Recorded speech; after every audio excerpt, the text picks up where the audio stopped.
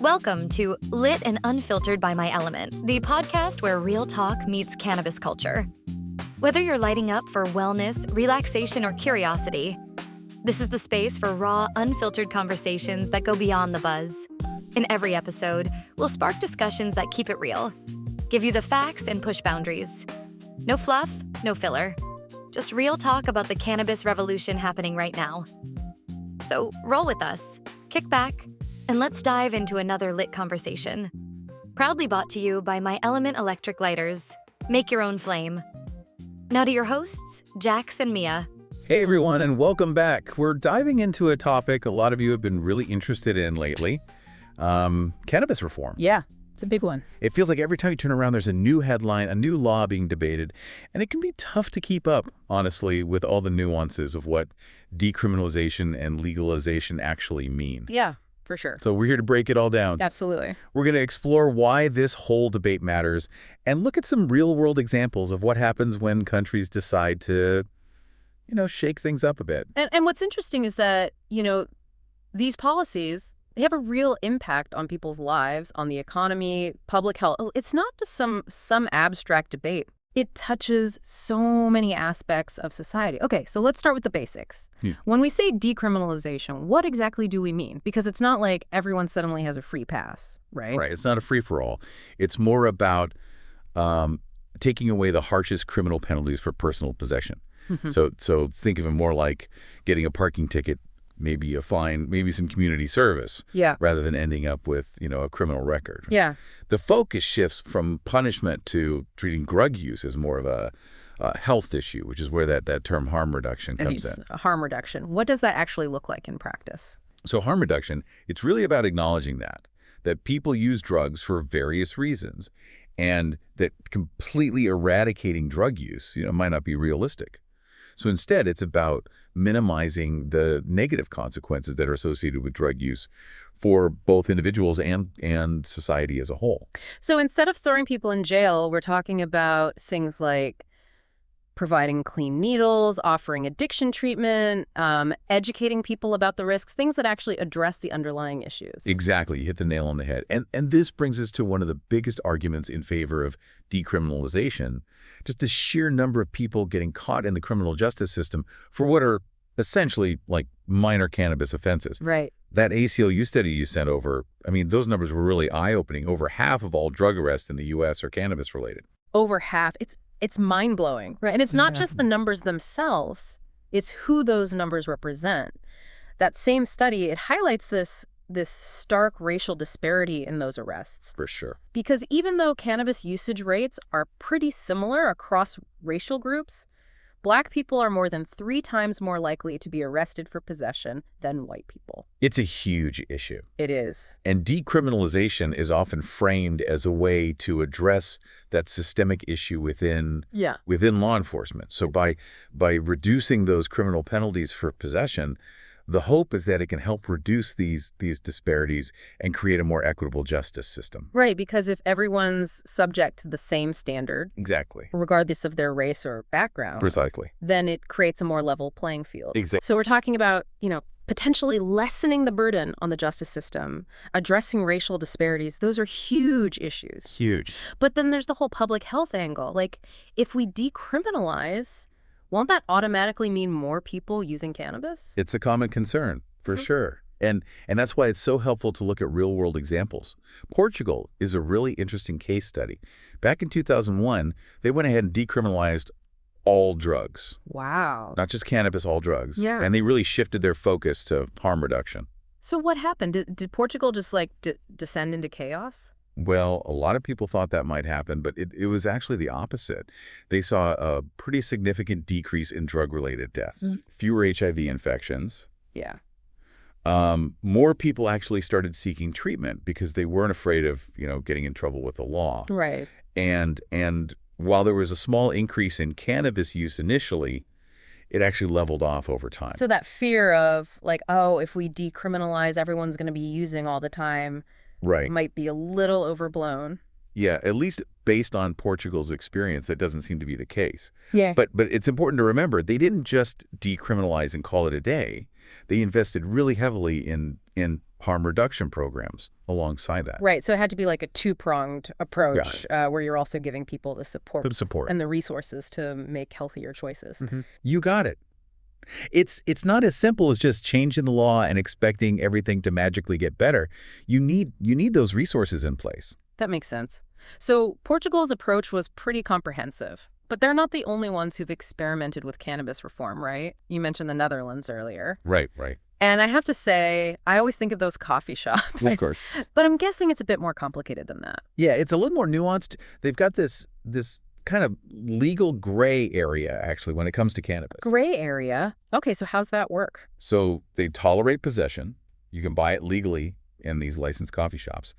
But the cultivation and the wholesale supply, that's still illegal.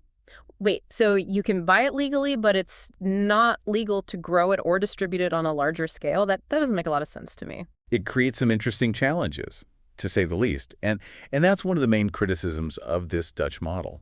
It hasn't really been able to stamp out the black market because of those restrictions. Right, because if you're not producing it legally and regulating it, exactly, then there's always going to be that underground market. And then there are the issues of, quality control, making sure what's being sold is safe. It's a whole other layer of complexity. It's like they were trying to find that middle ground, that compromise. But it sounds like there are still some kinks to work out. Yeah, it highlights that there's no one-size-fits-all solution when it comes to cannabis reform.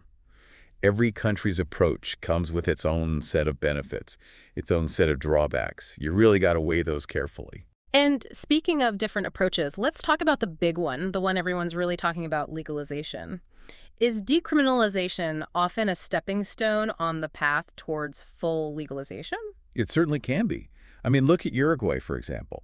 They decriminalized cannabis in 2013, and then that same year, they became the first country in the world to fully legalize it. Wow. And we've seen a similar kind of trajectory in some U.S. states, too, like California, where decriminalization kind of paved the way for eventual legalization. And this is where things get really interesting from an economic perspective, right? Well, absolutely. Because both decriminalization and legalization have the potential to impact the economy, but in different ways. For sure. So with decriminalization, one of the big arguments you hear is that by redirecting all the money that we're currently spending on enforcing these cannabis laws, we could free up resources for, Right, for other essential services. Exactly. Things like education, healthcare, you name it. So decriminalization could potentially free up some much-needed resources in government budgets. But with legalization, there's this whole other potential revenue stream that opens up, right? You've got taxes on cannabis sales. You've got job creation in a whole new industry. Right, exactly. Legalization comes with its own set of potential economic benefits, but it's not a guaranteed win. The actual impact depends on a lot of factors, how legalization is implemented, how the market is regulated, And even then, there are always broader economic trends at play. I mean, look at what happened in California. They legalized recreational cannabis back in 2016. Right. But the rollout, it hasn't exactly been smooth sailing. The black market is still a major issue. Really? Oh, yeah. And a lot of legal businesses are really struggling to compete. Because of the taxes. Taxes are a big part of it. And the regulations are really strict. So, it's complicated. It's not as simple as just flipping a switch and then suddenly everyone's making money. Right. There's a lot to consider. And that brings us to, I think, something that a lot of people are really concerned about when we talk about either decriminalization or legalization, and that's the public safety aspect. If we decriminalize, if we legalize, won't that just lead to more people driving under the influence, more accidents, more problems overall? It's a valid concern, for sure. Yeah. And it's something that we have to take seriously. Public safety has to be a top priority in any conversation about cannabis reform. But, it's interesting if you go back to those statistics from Portugal. Right. They decriminalized all drugs. Right. And yet they actually saw a decrease in drug-related deaths and HIV infections. So how did they manage that? Well, they really focused on that public health approach, remember. They invested in those prevention programs, especially targeting young people. Yeah. Made treatment really accessible. So it's about changing the entire system, not just the whole system. The legality of it. Exactly. Instead of just criminalizing people for using drugs, you're treating it as a health issue. You're giving people support. You're giving them options. And that approach That's crucial, whether we're talking about decriminalization or legalization. It's about, like we were saying earlier, harm reduction, right? Harm reduction, education. It's about empowering people to make informed choices about their own, health and well-being. We've covered a lot of ground in this deep dive. We've talked about what these terms actually mean, looked at how different countries are tackling this issue. And I think it's safe to say there's no easy answer, no magic solution when it comes to cannabis reform. What's important is that we keep having these conversations, that we're informed, that we're nuanced in how we approach these really complex issues. And we have to remember, this is an evolving landscape. Public opinion is changing. Research is ongoing. Policies are constantly being, debated and refined. Absolutely. So keep learning, keep engaging with these really important discussions. And maybe even think about this. If your country was considering moving towards decriminalization or legalization, what aspects of those models, Portugal's harm reduction focus, those economic considerations we talked about, what would matter most to you? What would you prioritize? Yeah, lots to think about. Thanks for joining us on this deep dive, everyone. We'll catch you next time. Thanks for tuning in to another episode of Lit and Unfiltered by My Element.